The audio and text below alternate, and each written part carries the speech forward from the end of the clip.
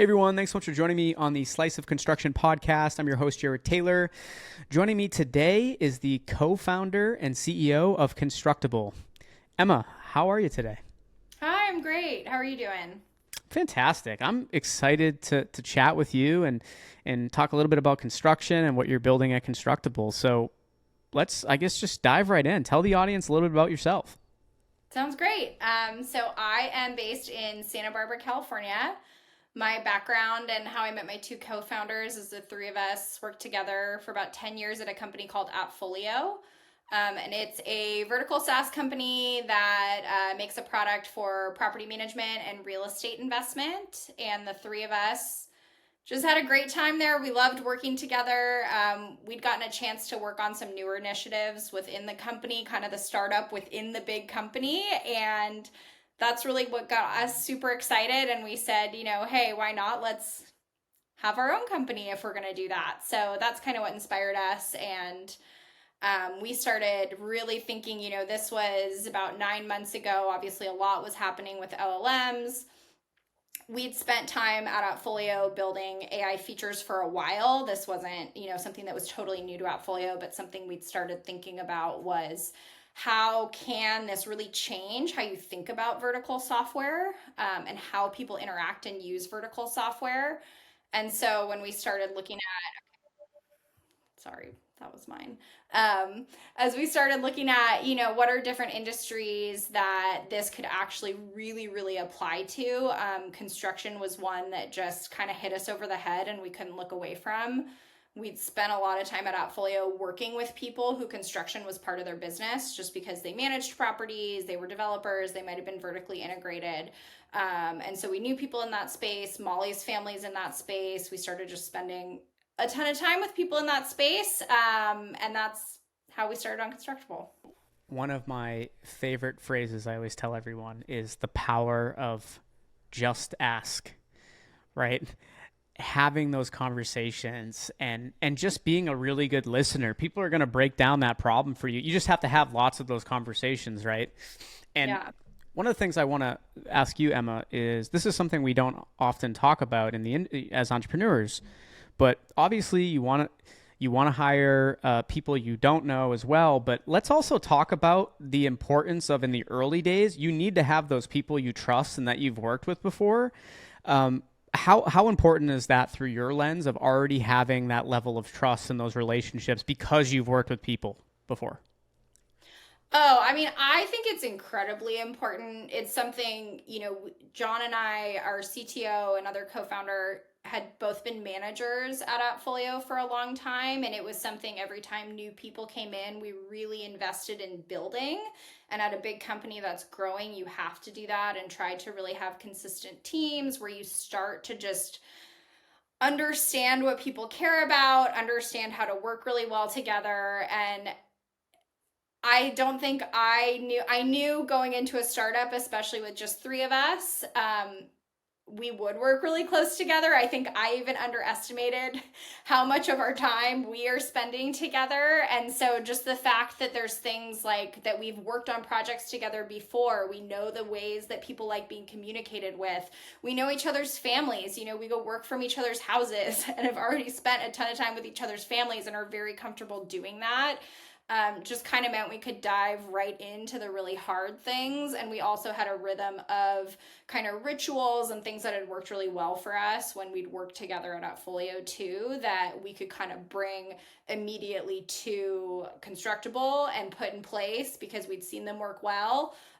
Of course, some that we knew we didn't want to do, we're a different, very different company, but it definitely got us kicking things off quicker than it would have. You talked a little bit about kind of already building AI features into the product when you were at AppFolio. The general public AI has been really the last year that people have like fully heard about it, thanks to really open AI, right? But and what ChatGPT is doing. But AI has been around for many years. Can you talk with our audience a little bit about how you're leveraging? I know you mentioned a little bit, but how you're leveraging AI for specifically project efficiency, and then if you can provide any real world examples, I know they would love to hear that.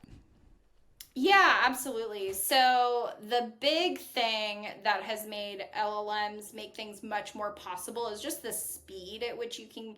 There's a lot of things that's changed, but one big one is the speed at which you can build these features into your product. And then, obviously, the quality that you get from AI very quickly without having to train a huge model.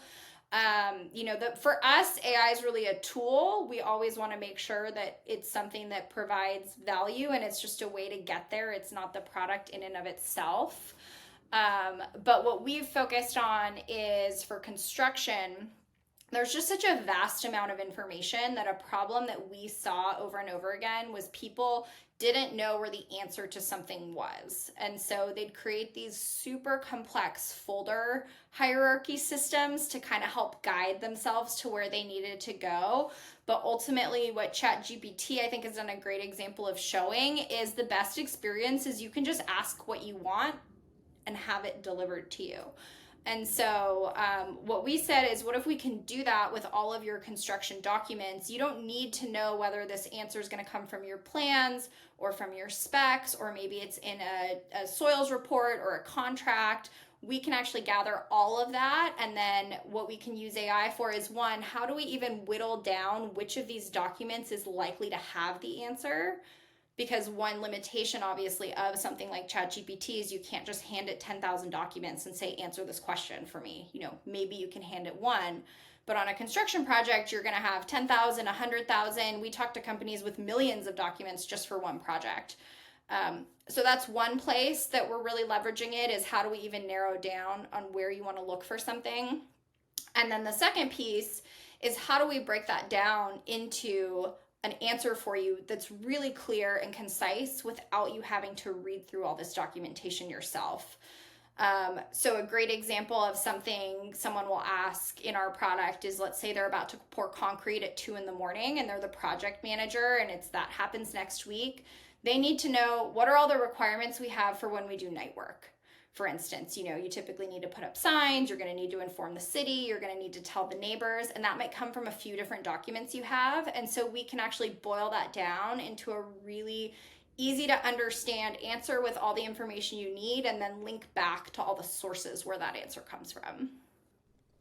Being in the construction space, you've seen these older softwares that exist. They're not exactly, I guess, they're not really visually appealing, and the product side of you, it must make you cringe a little bit, right, when you see some of these outdated softwares. So how important was it to create also a visually appealing, easy to use platform when you were building Constructable? It was definitely important to us. Something we'll hear when we meet with project managers, especially maybe earlier career ones, is we just met with someone and he showed us the project management software he was using. And he said, it looks like a website from the 90s. And I think people really take pride in the work they do and the tools they are given. And so when the rest of your life outside of work has a different kind of quality and feel with the technology you use, you can really feel that when you get to work and you have to use older software. So that was definitely important to us. I'll say I think the most important thing to us was that we made it really seamless to start using and it didn't require a lot of work from the user. What we've seen with construction products is they're already using so many of them, especially in the field. That's just a challenge in and of itself. And they also require a lot from the user in actually inputting the data. It's either a product where there's forms in it, and that's how information gets in there so that you can actually track things and use the product, or you're uploading documents to use the product.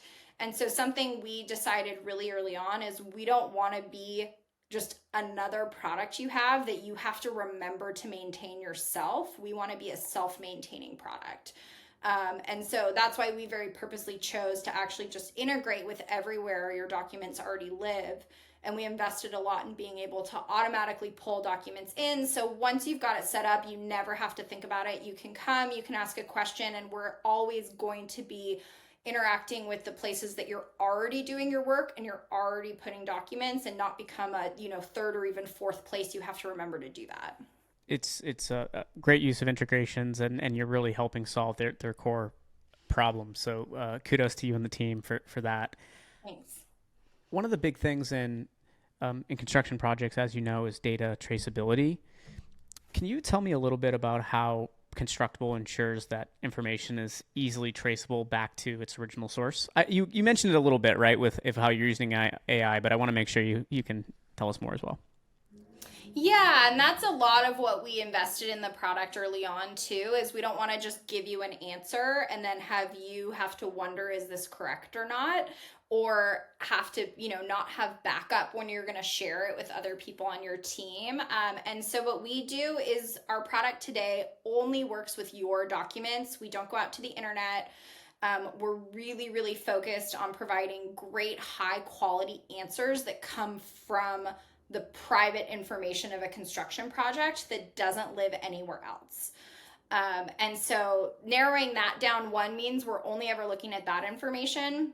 And then what we always do when we answer a question is we say exactly the source that that question came from. And we even provide, we'll highlight in yellow, here's the section of this document where this answer came from.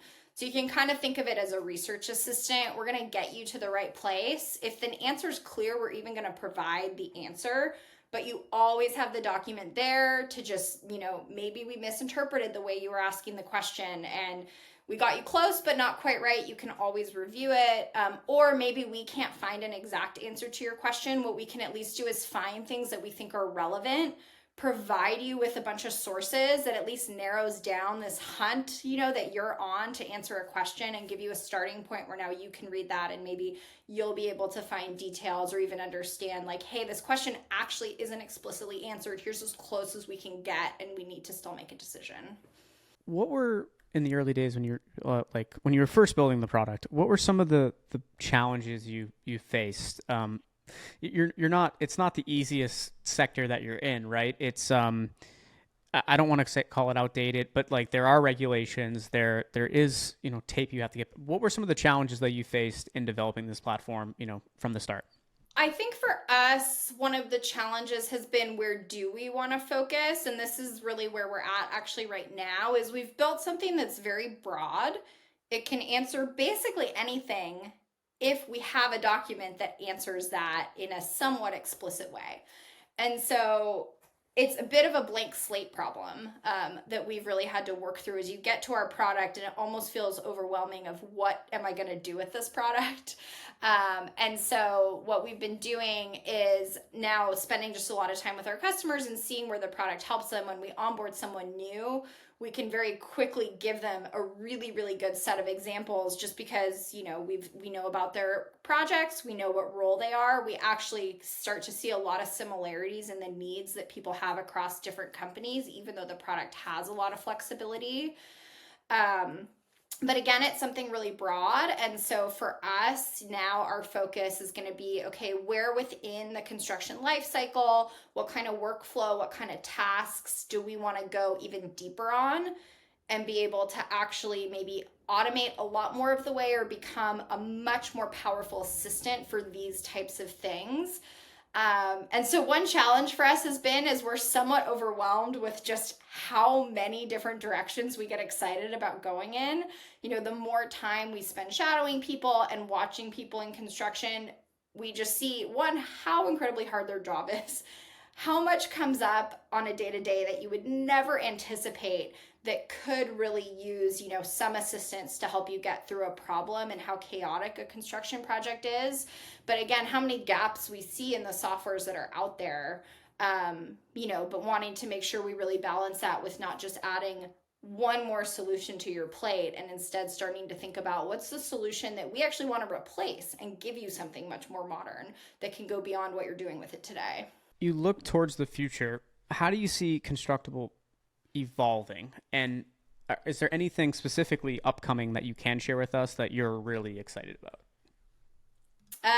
That's a great question. Our big vision from the start has been to connect all of the data in a construction project and put it up front into a format that doesn't require the user to do all that work. And that's what we've really seen with the softwares that have been out there is, they're a database specific to construction, but it's the user who takes that information and puts it in a structure that works. And what we really see with AI is while the data is very unstructured, everyone in construction has the same kind of categories of things that they're needing to track. It's change orders, it's RFIs, it's a schedule, it's the trades, it's contracts. And so that's a big vision of where we want to get to. What we've been really excited about going much deeper on is the plans and the drawings. That's one thing that we think is so central to everything on a project. Pretty much every piece of data that you have for a construction project stems some way off of the plans and can be tied back to the plans. And so that's what we're starting to look at is plans obviously have a lot more on them than text. And what we work with today is text. But what we've gotten really excited about is how can we have a tool that can actually read plans beyond the text and use AI to help answer questions that are going to need to maybe jump between 4 different sheets of your plans. You start with something that's going to say, hey, go look at this legend. And in this legend, it's going to say, go look at this sheet. And that sheet's going to have a door schedule. And, it's like the scavenger hunt we watch everyone do. So that's one area we're starting to explore, what's technically feasible and gotten really excited about. My last question for you, Emma, is around what advice you would give. I guess actually 2 questions, but we'll start with this one. What advice would you give construction companies that are looking to integrate AI and technology into the operations the most effectively? Yeah, that's a great question. Something we always try to dig into, and I think is good for any company as they're thinking about software, is what problem are you solving? For your own business. I think taking a step back and thinking about, hey, as a business, am I trying to make the people on my team more efficient? Am I trying to bring in more revenue? Am I trying to do bigger projects than I've been doing? And then kind of go from there and think about, okay, what are the areas that are going to help me get there the most? I think that's AI or not, that is what helps guide you the most towards what's going to be the best use of software that's going to have the most impact for you. And then kind of thinking about, okay, what are your goals? Like, what is your vision of where this software gets you so that you can actually confirm that you get there? Because the worst thing you have happen is people spend a lot of time implementing a product and then they just keep it because they've had it, but it didn't actually accomplish what they set out to accomplish. I think with AI, because it has so much flexibility, there's just a ton of opportunity with the different areas that can help with. But again, I'd always boil it down to not we need AI, it's that we need this problem solved. And AI is really just a tool to do that. And so honestly, it shouldn't really matter what your software is using. At the end of the day, if it solves that problem for you, it solves that problem for you. I love it. My last question. This is a cool new segment we're launching. You're going to have 30 seconds to answer questions. Let me know when you want me to start the clock. Okay, I'm ready. All right. Here we go. Someone that's had a positive influence on you. So for me, the first person that hired me out of grad school was Mike Greenfield. I worked at a parenting website and he was just the most amazing manager. He gave me so much opportunity to learn new things, but he also really showed me that he was someone at the time who didn't have kids. His co-founder didn't have kids. I thought, this is incredible. This is a website from 2 guys. It's a parenting website, but if you get to know your customers and your users well enough, you can provide value for them. Best piece of advice you ever received? So this is one from a different manager I had at AppFolio. I had the same manager the whole time, Nat Coons, and he told me once, I think I was getting frustrated with something that I probably had to give a presentation on for the 5th time, kind of foundationally, how do we do product management? How do we do agile development? And he gave me a great piece of advice, which was, the things that are really, really important to us, you are going to talk about forever. And you think about them every day, but nobody else does. So your job is to repeat them over and over and over again and assume nobody remembers the last time you talked about it. Last question. One company you would, if you were an investor, one company you would invest in the construction space that's not Constructable. Yeah, so there was a company we were part of the Y Combinator summer batch, and a company called Trade with a Y is a company in the construction space, I think is doing incredible things. They're working on payroll and same day pay for specialty contractors. And that's something that's just so important to that industry and how people get paid, and they're making a big impact in supporting the people that work in that industry. That's great.